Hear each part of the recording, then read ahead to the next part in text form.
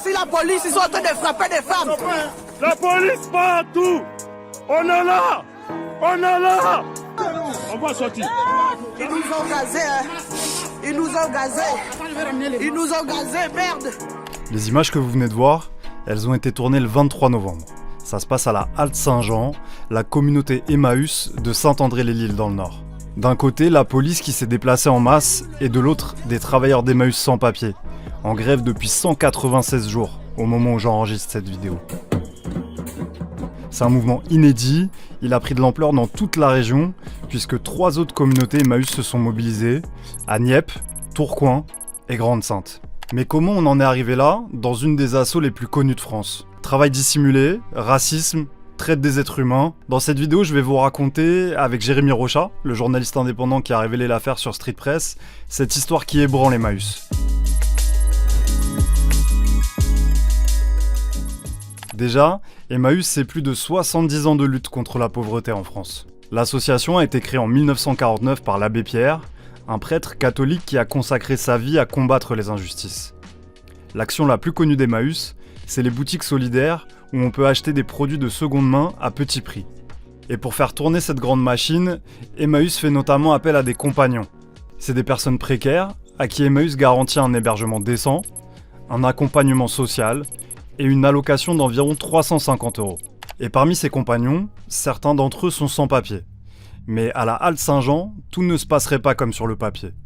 En 2022, Jérémy Rochat fait une rencontre qui va soulever des doutes sur l'organisation.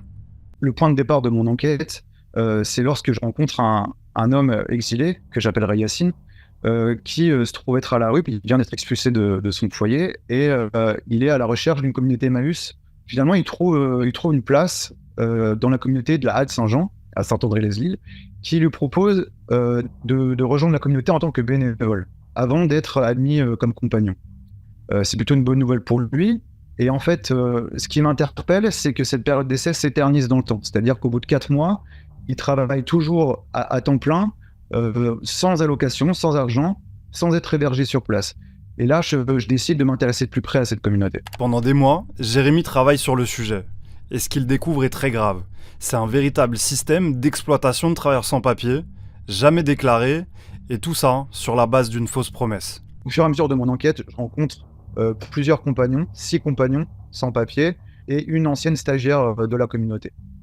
Tous me racontent qu'ils ont été recrutés sur une même promesse, celle d'une régularisation de leur situation administrative après 3 ans de travail dans la communauté. Sauf que pour beaucoup, ils ont passé déjà plus de 3 ans dans la communauté. Certains sont là depuis 4 ans, 5 ans, presque 6 ans. Et donc, ils commencent à se poser des questions, à se dire que c'est pas normal cette situation. Et tous me parlent également de conditions de travail très difficiles. Ils n'ont pas le matériel de sécurité, ils reçoivent des brimades régulièrement, certains ont reçu des propos racistes, plusieurs ont été blessés pendant le travail, des certificats médicaux ont été déchirés, d'autres sont en situation de handicap, mais quand même incités à travailler quotidiennement. D'après la loi Asile et Immigration de 2018, les compagnons peuvent, en théorie, obtenir des papiers après 3 années de travail dans une structure qui dispose d'un agrément OACAS, pour Organisme d'accueil communautaire et d'activité solidaire. Mais le problème, c'est que la communauté de la Halte Saint-Jean ne bénéficie pas de cet agrément. Et la personne qui aurait profité de ce système, c'est Anne Singier, responsable de la communauté et présidente Emmaüs dans le Nord-Pas-de-Calais. En février 2023, face à l'insistance des employés, elle finit par avouer son système. Une journaliste de Street Press va vous lire la retranscription d'un enregistrement qui a été fait ce jour-là. En fait, vous êtes des compagnons bénévoles. Enfin, vous êtes des super bénévoles car vous êtes là tout le temps. Le problème, c'est que dans le mouvement Emmaüs, les compagnons sont ceux qui sont dans les OACAS. Moi, je ne peux pas payer l'URSSAF, donc je ne serai jamais aux OACAS.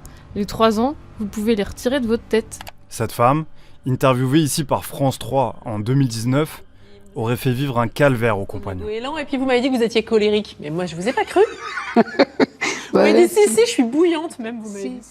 Les compagnons décrivent Anne Singier comme une responsable qui ne s'intéresse uniquement à l'argent, donc ils sont poussés à travailler plus vite, parfois les heures se rallongent, dès qu'ils ont terminé une tâche, ils sont envoyés sur une autre tâche, Et on a le sentiment dans ce que décrivent les compagnons qu'elle a un côté presque sadique.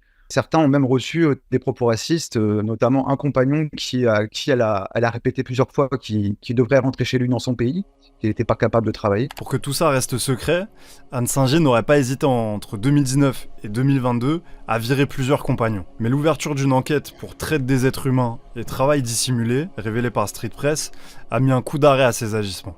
Et après l'article et la perquisition menée dans les locaux de la halte, le président du lieu, Pierre Duponchel, aurait même convoqué les compagnons pour qu'ils se positionnent auprès d'Anne Singer. Quelques jours plus tard, il a même organisé une manif de soutien, et tout ça, ça a créé un cocktail explosif qui a lancé un mouvement de grève.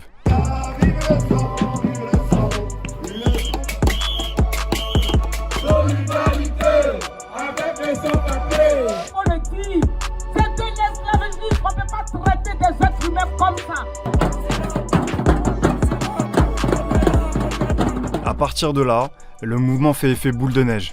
Tourcoing, Nieppe, Grande-Synthe, des dizaines de compagnons sans papier se mettent en grève.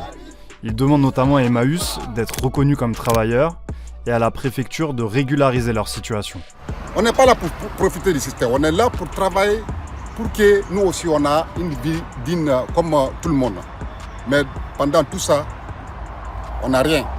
Ils nous prennent pour les traîneurs, ils nous prennent pour les voleurs, ils nous prennent pour les esclaves. Mais le mouvement fait très vite face à une répression intense, judiciaire, policière et administrative. Les directions des communautés de la Halte Saint-Jean, de Nieppe et de Grande-Synthe ont porté l'affaire devant le tribunal. Pour eux, cette grève c'est zéro revenu, puisque les boutiques ne tournent plus. Et ils ont obtenu de la justice la levée du blocage, sous peine pour les grévistes de payer plusieurs centaines d'euros par jour de blocage. Les compagnons ont aussi été privés de ce qu'on appelle l'allocation communautaire. C'est une somme comprise entre 150 et 380 euros par mois qui leur permettait de subvenir à leurs besoins. Aujourd'hui, ils ne vivent que du soutien de la CGT et de quelques tickets restaurants que distribue Emmaüs France. Depuis plusieurs mois, les compagnons grévistes de la Halte Saint-Jean sont privés de chauffage et d'eau chaude.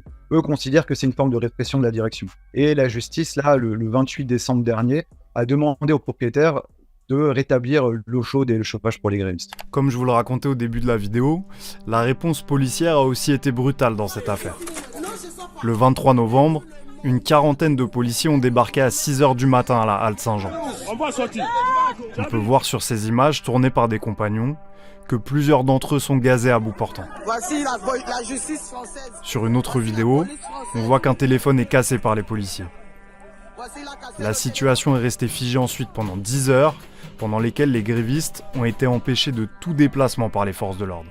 Cette journée a laissé des traces. Les compagnons ont reçu une convocation dans le cadre d'une enquête pour agression sonore et menace de violence. 2 compagnons ont été hospitalisés suite à ces violences, notamment une dame d'une 60aine d'années qui est atteinte d'une tumeur au cerveau et qui était malgré tout contrainte de travailler quand Anne Singer était encore en activité. Depuis, la situation reste tendue. Les jours suivants, la police était présente quasi quotidiennement, et ce que craignent les grévistes aujourd'hui, c'est l'expulsion. D'autant plus que début janvier, la préfecture a pris un arrêté de fermeture administrative de la halte. La préfecture assure dans son communiqué que c'est bien une mesure de protection et non une mesure d'expulsion. Et dans tout ça, l'ancienne responsable, Anne Singer, a un peu disparu des radars. Alors Anne Singer est toujours en poste, défendue et soutenue par son président, Pierre Duponchel. Emmaüs France n'a toujours pas prononcé l'exclusion de la communauté de la fédération, mais elle n'est plus présente à la Halte Saint-Jean depuis fin juillet, date à laquelle les compagnons lui ont clairement demandé de sortir de la communauté. Du côté d'Emmaüs France, on est très mal à l'aise face à ce mouvement.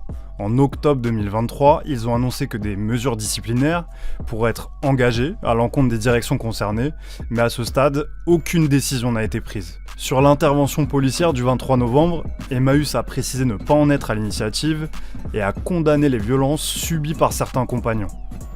Malgré tout, le piquet de la Halte Saint-Jean est toujours là, et d'après Jérémy, les grévistes ne comptent rien lâcher.